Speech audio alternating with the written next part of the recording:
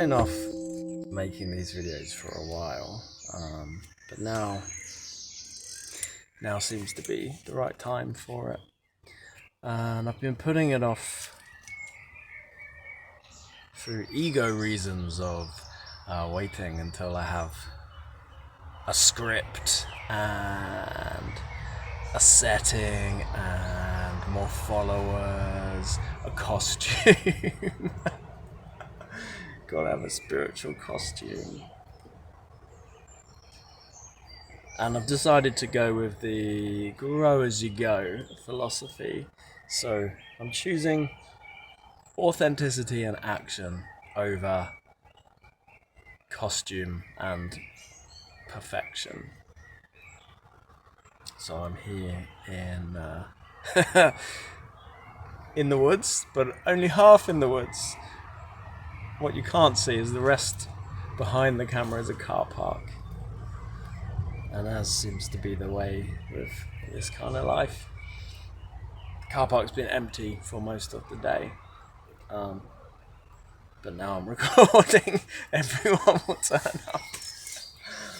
So I'm going to record these videos as a sharing of information and an invitation to question things and to think about things deeply. I've lived a life of seeking truth and striving for like ultimate reality, I guess. And I've not had a lot of support in my life with that. There's not been a lot of resources available.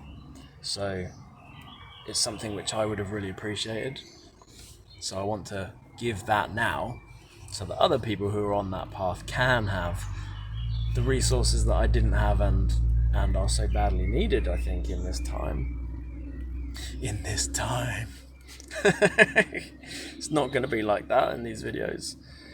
Although these are unusual times for sure.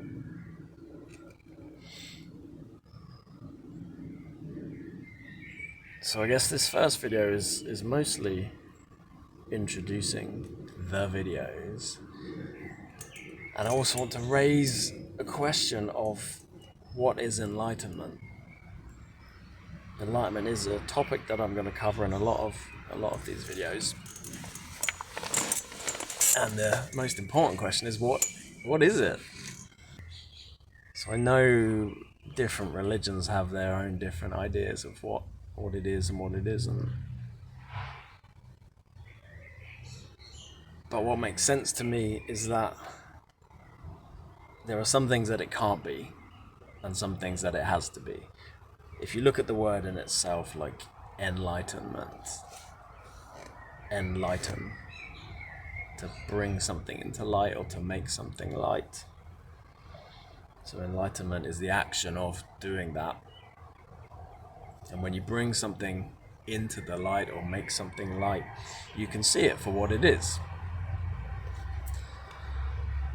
So if you can see it for what it is, you can see the truth, you can see reality. So what makes sense to me in the meaning of the word is that it means to see reality as it is.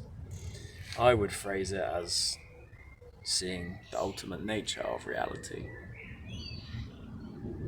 What nature ultimately is like.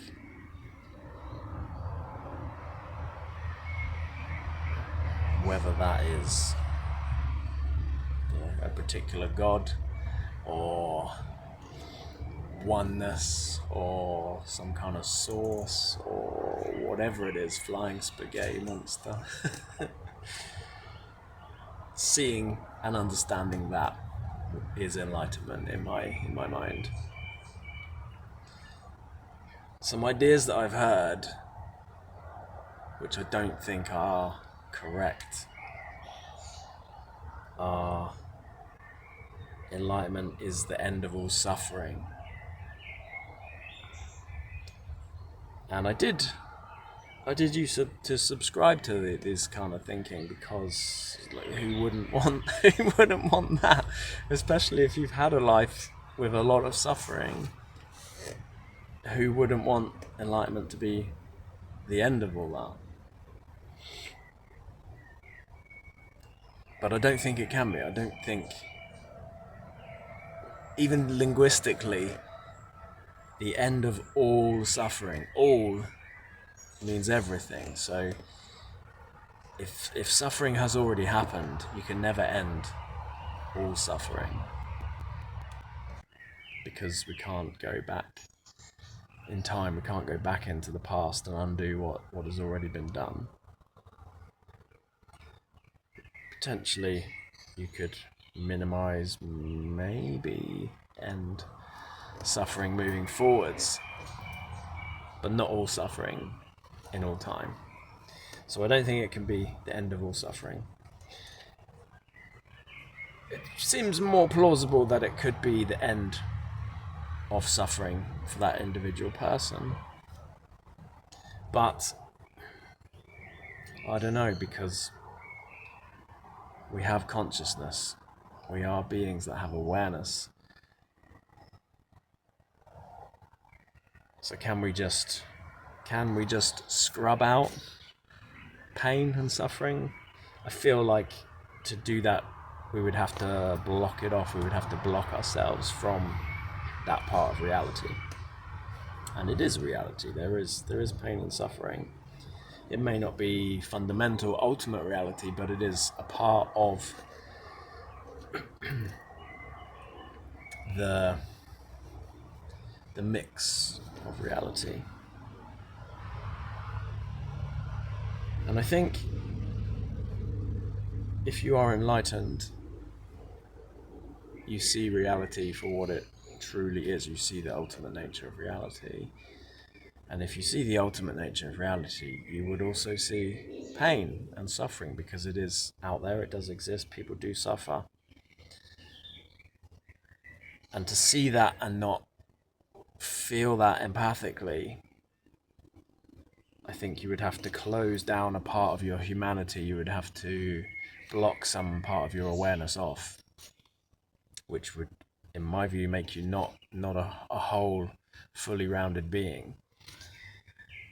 So I don't think enlightenment can be the end of all suffering. I also don't think it can be an end point. I think it's more like the beginning. It's when you really know what you're then doing. Because if you then understand reality, you can then make an informed choice. Okay, how do I need to operate? What is the thing to do in this reality? Before that point, it's just grabbing in the dark, surely. If we don't know what ultimate reality is, how the hell are we supposed to know what to do? So I think enlightenment is probably just the start of things, proper things. I used to wishfully think enlightenment would be magical powers. Because I saw the photos of yogic flying. I heard the stories of gurus magicking up objects, miraculously healing people. I was raised in Christianity, so my awareness is full of Jesus stories of miraculous happenings and raisings from the dead. And again, like, who wouldn't want to be able to do stuff like that, especially in a world filled with uncertainty and turmoil and sometimes pain?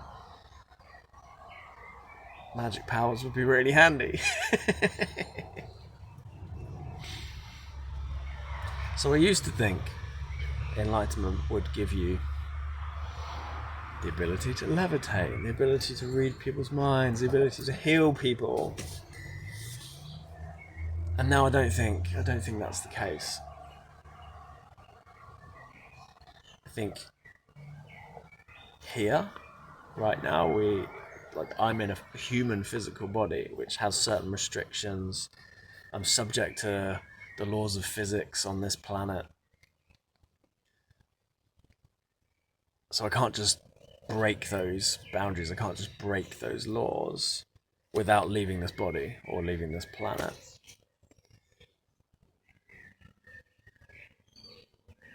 And if I could, and I did, undo one of those laws, I would have to then spend the rest of my time here navigating around that law or putting effort into holding that law back in place once I've undone it.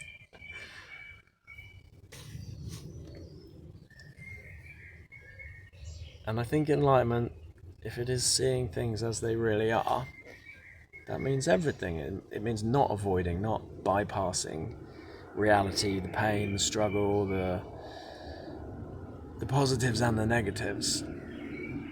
It means seeing it for what it is and navigating it wisely and compassionately and intentionally. And if I could fly and levitate and read people's minds, I wouldn't be doing that. It'd be like a cheat code. What would be the point in being here?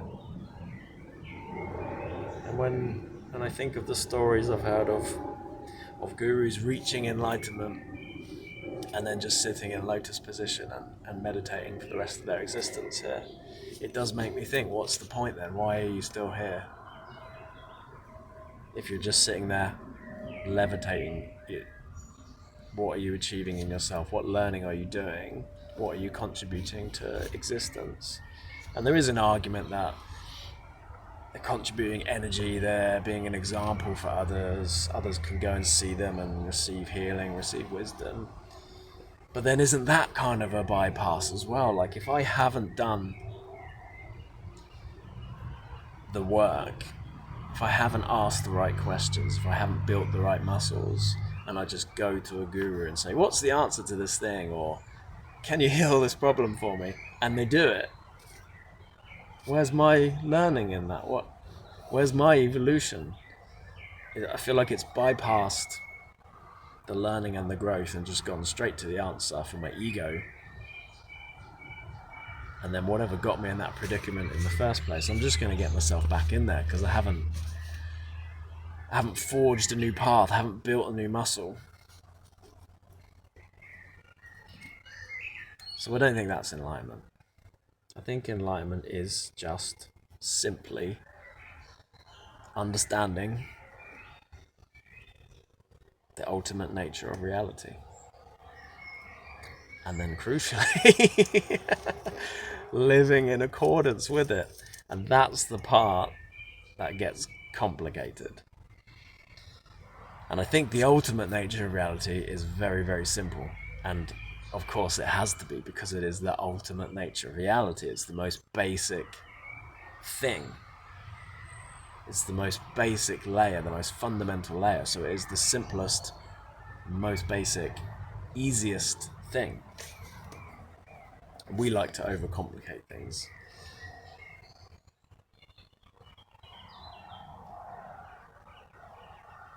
But yeah, the living in accordance with it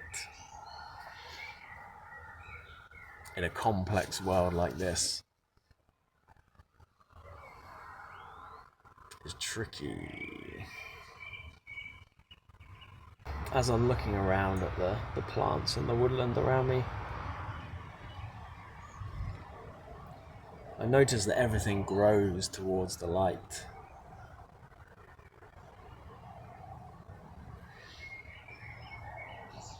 And it does that because that's its food, that's its sustenance, that's what keeps it alive and existing.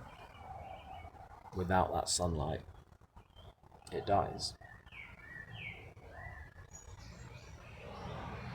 And I think we do the same.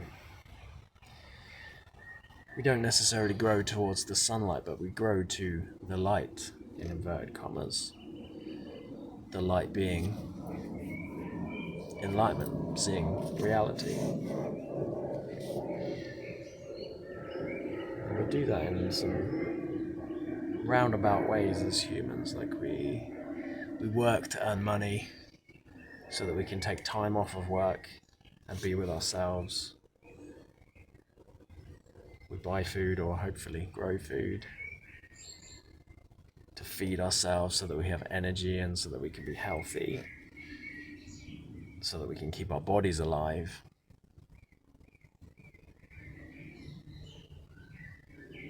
And we do those things so that we can continue to exist, so that we can be healthy in body, healthy in mind. We can have capacity to be able to endure existence and enjoy existence.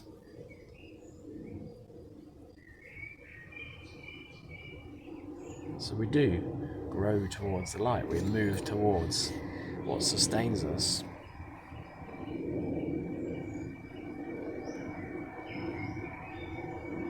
And why do we do that? Because we have awareness.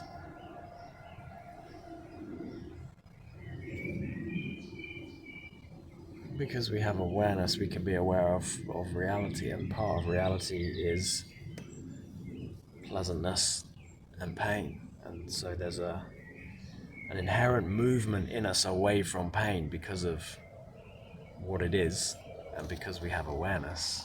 We can feel what it is, and it's unpleasant, so we move away from it. And equally, because we have awareness, we can become aware of pleasure. And the nature of pleasure means we want more of it, we move towards it. And so given that pleasure and pain exist, there's really only two options. Option one is two sensible options. Option one is move towards pleasure and away from pain. And option two is cease to exist, so you're not aware of either. But for me, and if you're watching this, for you too, it's too late, we already exist. So here we are. Choosing to not exist, I imagine, is going to involve some pain in that process. So if this is the starting point, I'll choose option one, move towards pleasure and away from pain. And I do that because I have awareness and those things exist. And I guess one of the follow-up questions is why do we have awareness? And that is the topic for another video. What a cliffhanger. So I'm going to leave it there for today. And I hope to record some more videos very soon.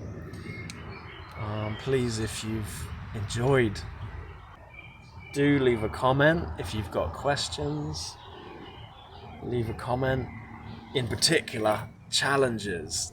Please comment your challenges. If I've said something and you think that's absolute trash, challenge me in the comments. I am dedicated to learning and evolving myself, so if I've got something wrong, I really want to know about it. And if it's something that I can't see, I love when other people point it out so that I can challenge it myself and I can explore it and I can update things that need to be updated in my mind. And if someone challenges something and it holds up to that scrutiny, great. That's another piece of evidence that that particular thing is probably accurate. So please comment, challenge, send money. The end goal of this, hopefully, is to provide a resource for people who are interested in enlightenment, provide support for those people who are on a spiritual growth journey, and eventually, or soon, if resources arrive, set up some kind of retreat center where people who are on a spiritual journey, an earnest spiritual journey towards enlightenment, can step out of this conditioned package deal that we've created for human existence in this part of the world. This package deal of you go to school, you go to college, you go to university, you get a job, you buy a house, you get married, you have kids, you retire, you die.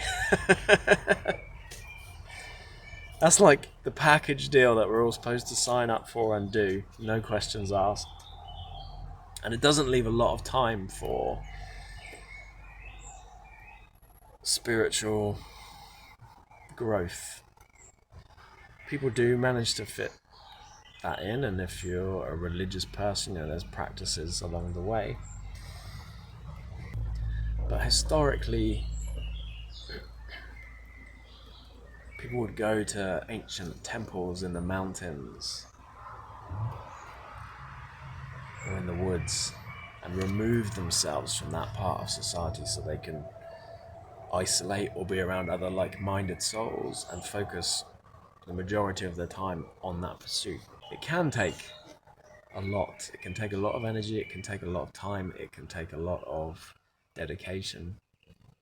And if your time and energy and dedication is going towards a job, a relationship, children, surviving in the world, and you've got all those distractions, the social media, the TV, the food, all of that stuff, and just the noise of everyday life in a city, it's hard. It's really hard.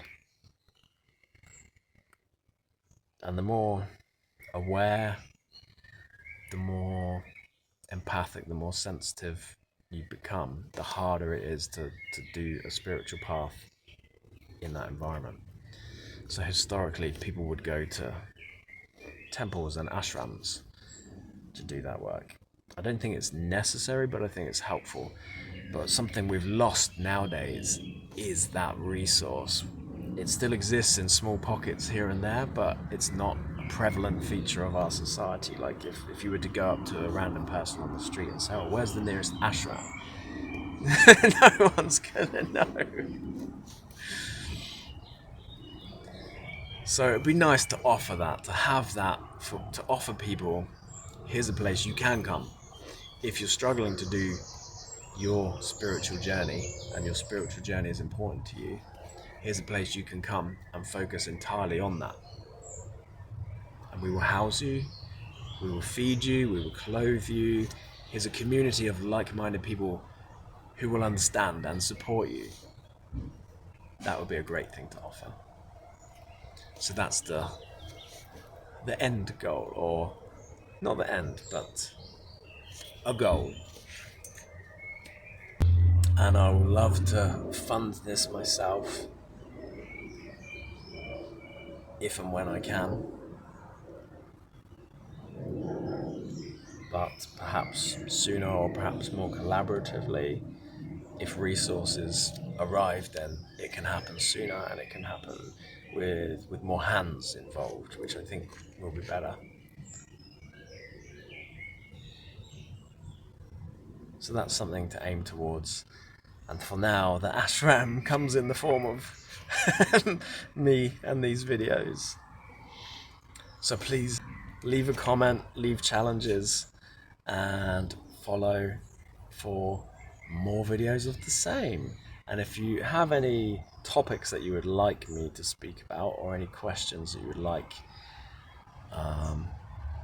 some thoughts on, and I'm not going to say answers on, because I don't want to pitch myself as a guru or someone who has all the answers,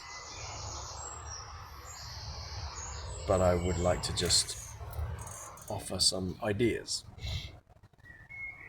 So if anyone has any questions that they would like some ideas on,